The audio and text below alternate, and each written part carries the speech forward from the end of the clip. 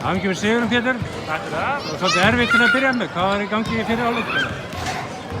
Já, það er góð spurning. Ég held að því miður þá vorum við bara smá segir að vanmæta og bara smá, sko. Og við mættum bara ekki langt frá því að vera tilbúinir til leiks og það sást bara á fyrri hálfleik og ég held að hann hafði bara verið mjög leiðinlegur áhorfs.